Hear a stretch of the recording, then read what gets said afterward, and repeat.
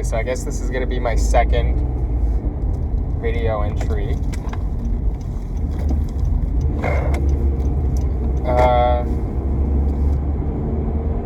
Well, I noticed that my channel was doing really well and growing really fast, which is super motivating because I've always wanted to be a YouTuber or just content creator, or just have a job working from home, being creative. That has always been my number one passion, personally.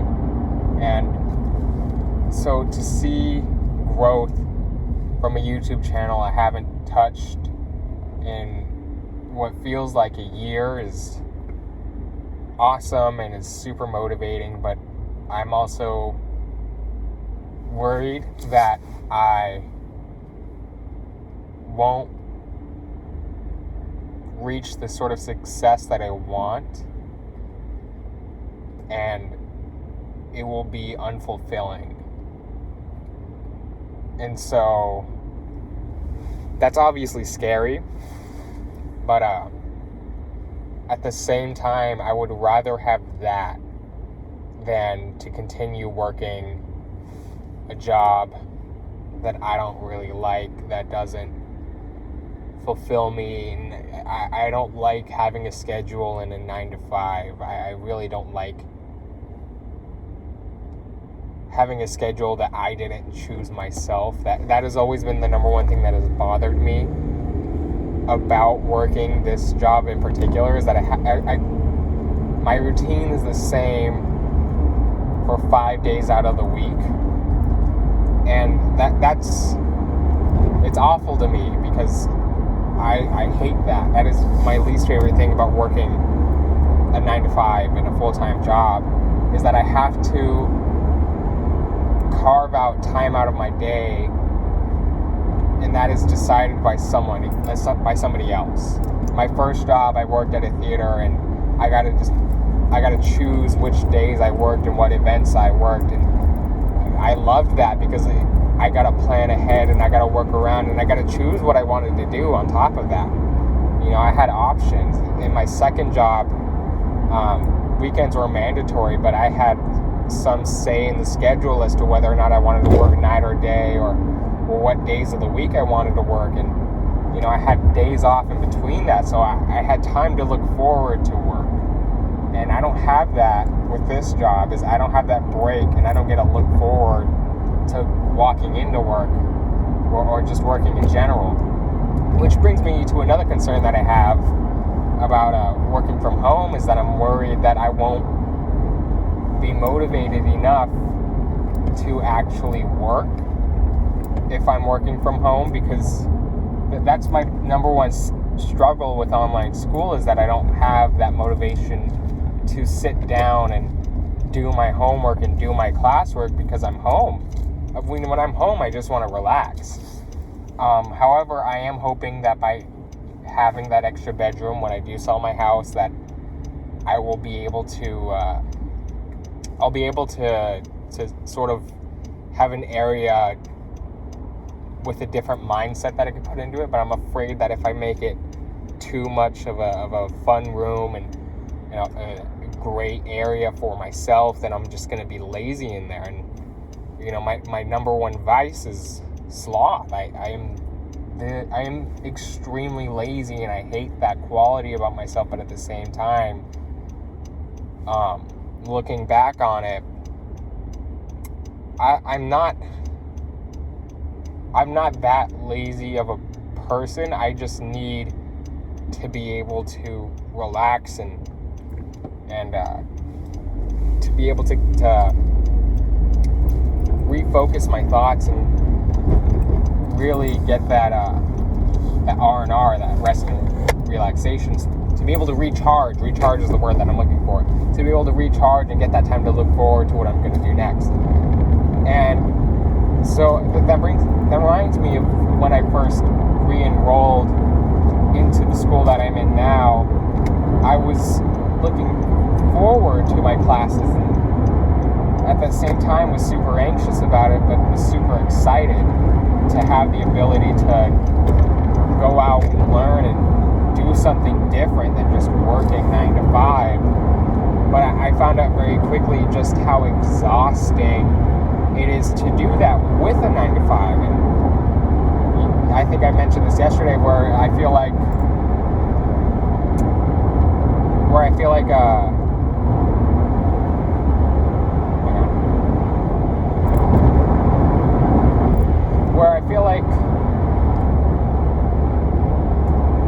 collecting my thoughts real fast. I feel like my thoughts haven't caught up with me yet. Where I feel as if that time that I would normally put into work is being invested into a job that I just don't care about, that is unfulfilling, it feels like busy work. I'm never really done. I never get to start and finish a project, and I hate that. At the same time, I love that I never have to start a project that I don't like or that I don't want to do. But even then, those projects that I don't want to do are still super fulfilling, and I still appreciate them when I finish. So, I don't know. I really do and really want to be able to support myself financially doing, with creative endeavors and, sharing what I have with other people is something that I desperately want, because I feel like I can provide a lot of wisdom from what I've been able to learn at the age that I am, and I think I just need to figure out how to articulate that in a way that is digestible for other people my age, and I need to look at what I enjoy and really sit down and think if others enjoy that as well. But that's just where I'm at right now with everything, and that I don't like that it is with my YouTube channel is dedicated to anime, and I need to figure out how I'm going to pivot that towards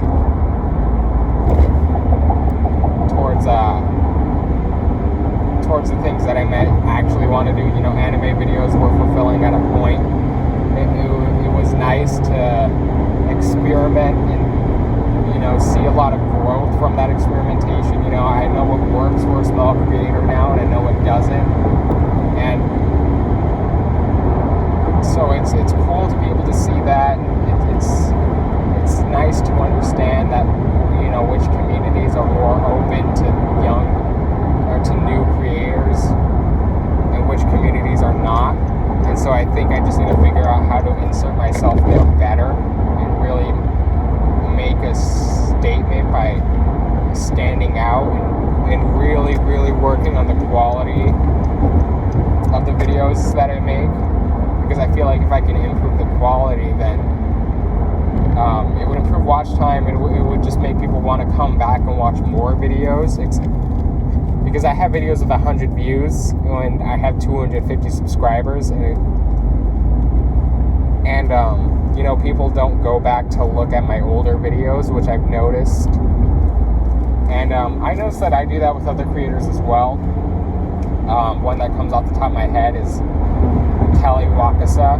I love that guy's videos, and I love what that guy is able to do, and how he's able to tell a story. And that's something else that I really need to work on is storytelling in general, because I cannot tell a story to save my life, and that bugs me a little bit. But at the same time, fuck you. Sorry, I'm driving right now. And at the same time, I guess that's why I'm doing this, is to learn how to tell a story better and to be able to look back on these one day. I don't want to die and leave people with nothing to look back on. And so that's why I'm publishing these videos, because I hope that, if I do die for whatever reason, I want people to be able to look back on who I was and, be able to remember me a little bit better, and I think these videos will help a lot with that. Probably help, make me feel a little bit more alive and as if I'm still there. I also go off on these tangents, which is why I'm really, really bad at storytelling, is because I need to be able to stay on track a little bit better. I need to be able to, give context without oversharing and, taking too much away from the story. And I was really, really, really, really hoping to be able to, improve on that with my English class. But it just turned into a really bad race relations class based on false pretenses and bad history. And it upsets me a lot because this is an English class, not a criminology class. Why am I reading about why am I reading about systemic racism and talking about systemic racism and not studying the English language? This is an English class. Why am I not, reading nonfiction stories and trying to understand and study how they articulated the stories and what an allegory is and whatnot? It pisses me off because this is a fucking English class and I'm not learning English. I'm not studying English. I'm reading books, but it's not about the language that they're using or how they're using the language or how they're able to use certain things to illustrate their point. I'm studying how black people were mistreated, and there's nothing wrong with that, but that's not what I signed up for, and that's what I'm upset with. I'm upset that I'm not able to better learn how to articulate my words and improve my own storytelling. And so I guess maybe I should have taken a journalism class if that's what I really wanted. And maybe I'll do that next fall semester. I think that'll be a good class to take. If they offer it, I would love to take a journalism class to improve my storytelling. And maybe some form of film class. I think that'll be really good for me, actually, for what I want to do. And I'll have the extra space, so I might as well take some classes that I'd like to take. Yeah, I'll do that. Actually, I think that's a really good idea. Good job, me. But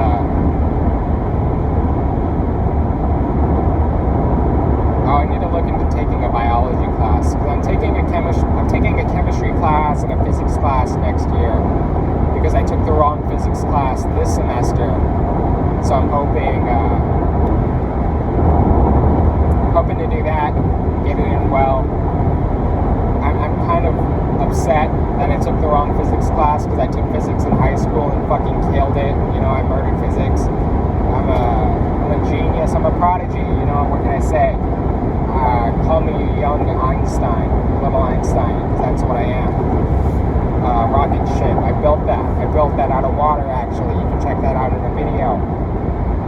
Well, you can't check that out at all, actually, because I'm never going to share that, but I believe I have the clip of the rocket ship flying somewhere, so I'll insert that, of course.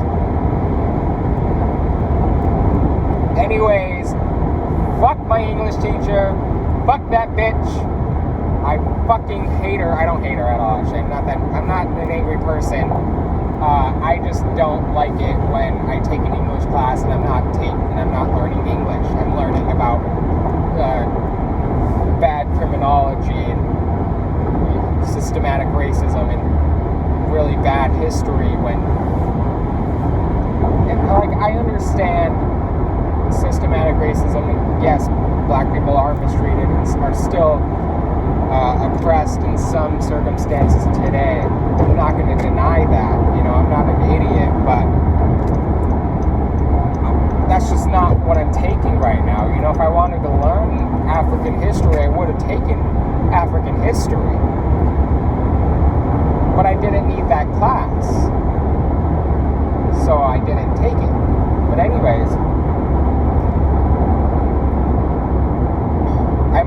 have to retake English 205, which upsets me a little bit. It breaks my heart that I'm doing this poorly in a class, but you know, I think there needs to be an understanding within myself that, you know, this isn't entirely my fault, and you know, I'm a busy guy and I can't get mad at myself for this, and so it is what it is. I can't change what has been done. You know, I ask God for,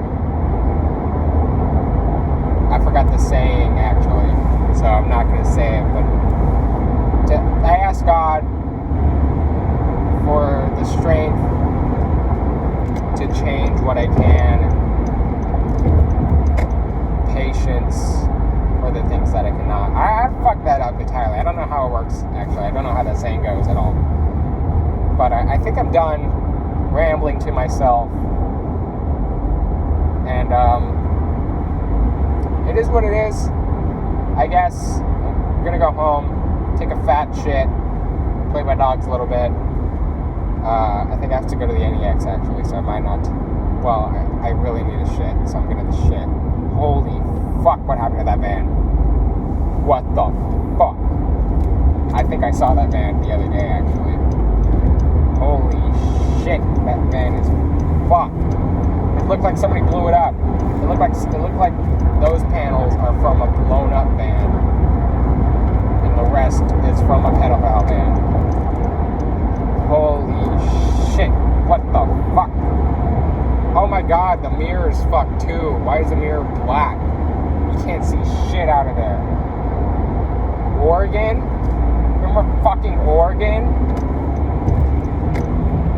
No wonder it makes sense now. As soon as cooking up meth in Oregon, man, they decriminalized it. Now they're cooking up meth up there, man. What the fuck, man? What the fuck? Anyways, that's all. That's all I have to say. If you stumble upon this, I'm sorry. I really am sorry. But if you didn't, and I'm actually dead, I guess I'm sorry for that as well. I hope I didn't kill myself. You know, I tried too many times. I'm a pretty hard guy to kill, I'd say, at least with, you know, drugs. But it is what it is. And love yous. Bye bye.